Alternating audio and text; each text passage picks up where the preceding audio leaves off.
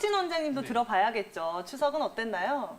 저희 같은 경우에도 이제 추석 당일에는 이제 간단하게 제사를 지내고요. 네. 그리고 이번에 연휴가 좀 길었잖아요. 그래서 이번에는 아이들과 가족과도 좀 더 많은 시간을 보낼 수 있었던 것 같아요. 그래서 뭐 바베큐 파티를 할 수 있는 곳에서 가서 좀 맛있는 고기도 좀 구워 먹고 또 그 이후에는 애기들이랑 이제 뭐 수영장도 다녀오고 했는데 이 지금처럼 이번에 추석 연휴가 5일처럼 길 때에는 제일 큰 거는 아무래도 심리적인 허탈감인 것 같아요. 우리가 연휴를 앞두고는 그야말로 이 명절만 기다리고 있잖아요. 네. 그렇죠. 근데 이 연휴가 끝나고 나면 찾아오는 그 순간적인 허탈함, 그리고 오늘 또 이제 출근하고 일을 해야 된다라는 거, 뭐 이런 거에 다시 일상으로 돌아가는 거에 대한 이런 뭔가의 긴장감이 좀 우리의 리듬을 좀 깨트리는 것 같아서 빨리 리듬을 되찾아야 될 것 같아요. 또 다른 증상들 중에서 이런 환자분은 매년 찾아온다. 꼭 이러한 있다. 질환들이 있을까요? 네. 요즘은 워킹맘들이 많잖아요. 그렇죠. 육아도 해야 되고 집안일도 해야 되고 또 밖에 나가서 회사에서 맞아요. 일도 해야 되고요. 더구나 이런 추석 명절 때는 더구나 여성분들 같은 경우는 아무리 남성분들이 도움을 준다고 해도 남자보다 하는 일이 훨씬 더 많은 건 우리가 어쩔 수 없잖아요. 그렇죠? 그렇죠. 많이 도와줘야 되겠지만. 예, 그래서 그러다 보니까 제일 문제가 되는 경우가 어디냐면 손목 관절이 아프셔서 오신 경우가 제일 많았던 것 같습니다. 오늘 오전에도 저희 병원도 굉장히 많은 환자분들이 내원해 주셨는데 이 젊은 여성분들 같은 경우는 오늘 손목 쪽에 통증이라던가 손 쪽에 저림으로 오신 경우가 굉장히 많았어요. 평소에 대부분 또 이제 회사 내에서도 키보드 사용, 그러니까 손목을 굽힌 상태에서 작업이 많은 일을 하다가 또 지금 가사일을 많이 하다 보니까 손가락에 무리가 가기 때문에요. 손목 터널 부위에서 만약 신경을 누르게 되면 손끝이 저린 손목 터널 증후군이 발생하기가 쉽고요. 무거운 걸 많이 들거나 하게 되면 손목에 무리가 되면서 건초염이 생기기가 쉽고 또 오래간만에 또 이 평소보다 많은 일을 하다 보니까 손가락 관절 마디마디가 붓고 쑤시는 관절염이 오기도 쉽거든요. 그래서 오늘 오전에 특히나 평소보다도 손이 불편하셔서 오신 환자분을 좀 많이 뵀었던 것 같습니다. 이렇게 단기간에 불어난 체중 어떻게 좀 관리를 하면 좋을까요? 일단은 지금 체기가 있는지 없는지부터 봐야 될 것 같아요. 네. 실제로 체에 있어서 더 더부룩하거나 속이 불편한 경우도 많거든요. 그래서 더 몸이 부어서 체중이 늘어난 것처럼 느껴질 수 있기 때문에 일단 소화기 상태가 괜찮은지 먼저 봐야 되고요. 먹었으니까 뛰어야죠. 네, 칼로리 소비해야 됩니다. 이럴 때일수록 밖에 나가셔서 운동 좀 더 하시고 날씨가 너무 좋기 때문에요. 가족분들과 또 산책 나가시는 게 결국에는 이제 단기간에 늘어난 살을 또 가장 빨리 해결할 수 있는 방법일 것 같습니다. 불화 때문에 또 내 마음에 찾아오는 마음의 병도 있을 것 같은데 관련된 환자분들은 혹시 없었나요? 시대가 지나면서 병도 변하는 것 같아요. 우리가 오늘 명절 증후를 이렇게 얘기하고 있는데 명절 증후를 하면 그동안에는 거의 대부분 우리 며느리분들의 고충만 주로 얘기를 했었다면 이제는 그게 조금 바뀌고 있다는 생각도 듭니다. 왜냐하면 어머님, 아버님 중에서도 이 명절이 싫으신 분도 많아요. 왜냐하면 신세대 며느님, 그리고 신세대 사위분들을 맞이할 때 본인 스스로도 더 조심스럽게 명절을 준비하는 경우가 많아서 지레 긴장하시고 스트레스를 받는 경우도 많거든요. 그렇죠. 그러니까 이제 서로 세대 간의 소통을 더 잘 할 수 있으면 이런 문제가 좀 미연에 방지가 될 수 있겠지만 그 전까지 소통이 되기 전까지는 서로가 조심을 하다 보니까 서로가 긴장이 되고 서로가 스트레스가 돼서 그게 또 역시 명절 증후군을 일으키는 모습들이 많이 보이는 것 같습니다. 근데 우리가 이런 명절 증후군이 꼭 우리나라 병만 같잖아요. 그렇죠? 우리나라 사람에게만 나타나는 것 같지만 네. 외국에도 이런 명절 증후군이 있다고 합니다. 명절 심장병이라고 보통 부른다고 하는데요. 외국에서 가장 큰 명절은 뭐 추수감사절, 그리고 그쵸. 뭐 크리스마스, 네. 아니면 새해 첫날이잖아요. 보통 이때를 전후로 해서 실제로 심근경색 환자분이 급증한다고 합니다. 그래서 이 증상을 갖고 우리가 명절 심장병이라고 부른다고 하거든요. 어떻게 보면 우리나라의 그런 명절 증후이랑 좀 비슷한 모습이 아닌가. 그러니까 이런 특별한 날은 오히려 또 우리가 더 스트레스를 받고 힘든 부분도 없지 않은 것 같습니다. 네. 한국한의학연구원에서 실제로 이 명절 증후군의 한방 치료에 대한 연구를 발표를 하였는데요.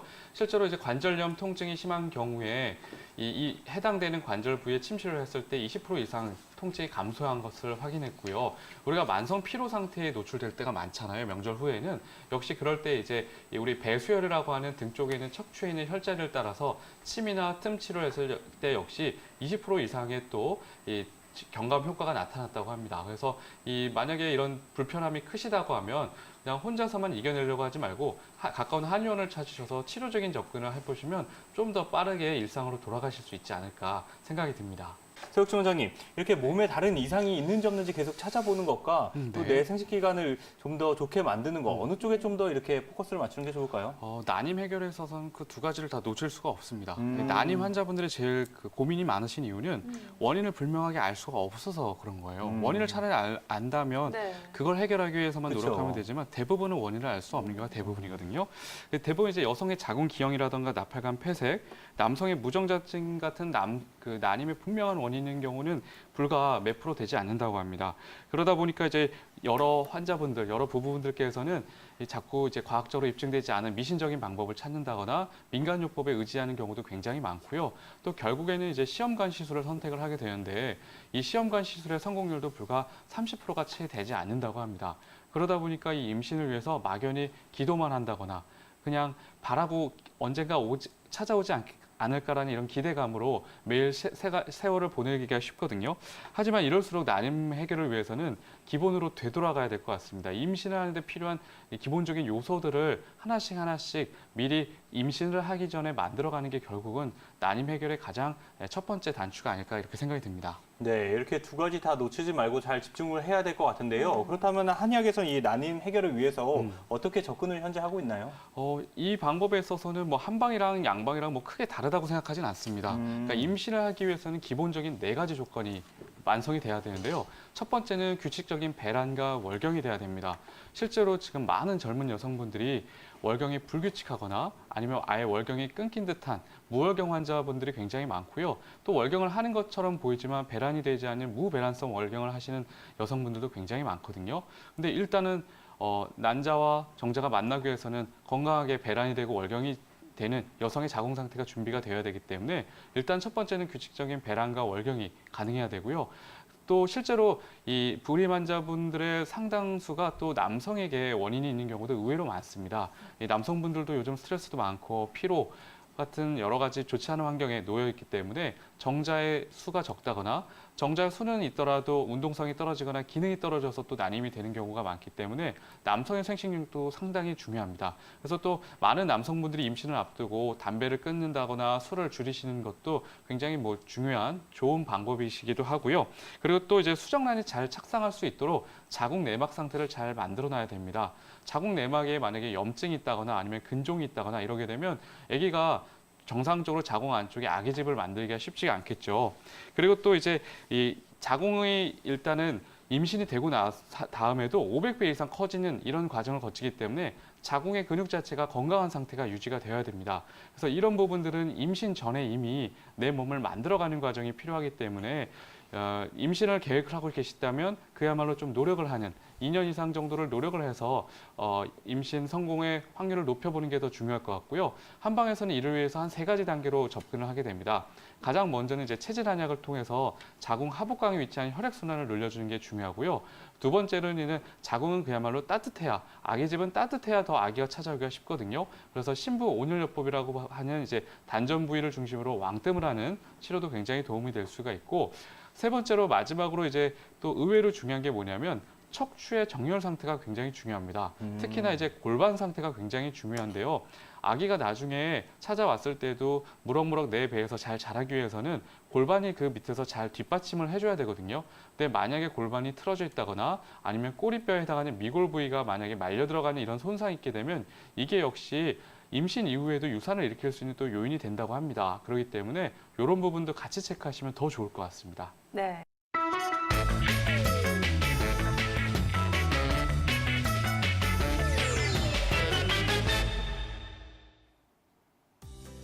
안녕하세요. 건강한 의사 서혁진입니다.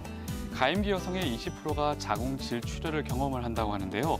생리기간이 아닌데도 생리혈처럼 혈액이 쏟아지기도 하고 간격을 두고 수시로 출혈이 되기도 하고 짙은 갈색 출혈이 냉철음 지속되는 등 여성분마다 각각의 증상이 나타나기도 합니다. 이 대부분의 이 자궁 질출혈 환자분들은 초음파 검사상에서 자궁 내막증이라든가 자궁 근종, 자궁암과 같은 자궁의 구조적인 문제를 원인으로 찾을 수 있는 경우는 불과 25%에 불과하다고 합니다. 이 자궁 질출혈의 대부분 여성은 호르몬 불균형으로 발생하는 경우가 제일 많다고 하는데요. 이 난소에서 정상적으로 배란이 되지 않으면 에스트로겐 대비 프로게스테론 호르몬이 부족하게 됩니다. 이로 인해 규칙적인 월경이 되지 않고 에스트로겐의 지속적인 자극에 반응하여 자궁 내막이 증식하고 두꺼워지다가 불안정하게 탈락을 하면서 출혈이 되게 되는 것입니다. 또 이 기능성 자궁 출혈 같은 경우에는 보통 출혈량이 늘었다 줄었다를 반복하면서 장시간 지속되는 특징이 있는데요. 이 두터워진 자궁 내막이 조직이 탈락하면서 출혈이 발생하고 또 탈락된 조직이 다시 재생될 무렵에는 자궁 내막의 다른 부분에서 다시 또 탈락이 되면서 출혈이 되기 때문에 자궁 질출혈로 고생하시는 환자분들은 굉장히 오랜 시간 동안 동일 증상으로 고민을 하시게 되는 겁니다. 이 그동안 자궁 질출혈로 고민하시는 많은 여성분들은 피임약을 처방받고 복용을 하셨었습니다. 이 피임약 복용을 하고 나면 호르몬제에 의해서 배란 없이도 자궁 내막이 탈락이 되기 때문에 마치 규칙적으로 생리가 나오는 것처럼 보이게 됩니다. 그런데 이제 피임약 복용 후에는 도리어 치료를 어렵게 할 수도 있습니다.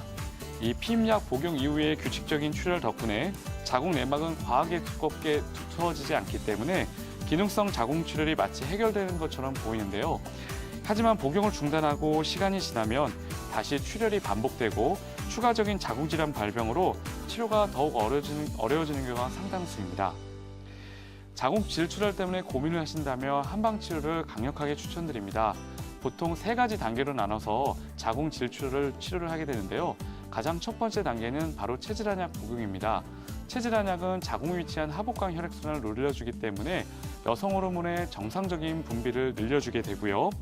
두 번째로 자궁에 위치한 하복강 쪽으로 따뜻하게 해주는 신부 온열요법은 흥분된 자율신경을 동시에 안정시켜주기 때문에 여성 호르몬의 분비의 균형을 더욱더 빨리 찾아줄 수 있는 좋은 방법이 됩니다. 세 번째 단계는 바로 골타요법입니다. 골타요법은 척추나 관절 부의 틀어진 부분을 바로 맞춰주는 일종의 교정 치료인데요. 특히 골반이 틀어지고 꼬리뼈가 틀어져서 자궁 질출이 일어나고 있는 환자분들에게는 이 골타요법 치료는 치료적인 의미뿐만 아니라 예방적인 효과도 뛰어나기 때문에 이 3가지 치료를 병행하는 3단계 호르몬 치료법을 같이 한다면 자궁 질출을 보다 건강하게 이겨내실 수 있을 겁니다. 보통 이제 한방 치료를 하게 되면 이 자궁 질출혈의 회복 속도가 굉장히 빠른데요. 보통 2개월 내에 자궁 질출을 멈추고 정상적인 월경을 하는 경우가 대략적으로 한 33% 정도가 된다고 합니다. 3개월 내가 되면 보다 그 확률은 높아지게 되는데 대략 50% 이상의 환자분들이 이 자궁 질출혈을 이제 해결하실 수가 있다고 하고요. 3개월 이상의 치료가 필요한 경우는 한 10% 정도 내가 된다고 합니다. 만약에 자궁 질출혈로 지금도 고생을 하고 계시다면 더 이상 피임약에 의존할 것이 아니라 한의원에 내원하셔서 정확한 진단과 함께 한방 치료를 통해서 건강하게 이겨내 보시기 바랍니다. 건강의사 서혁진입니다.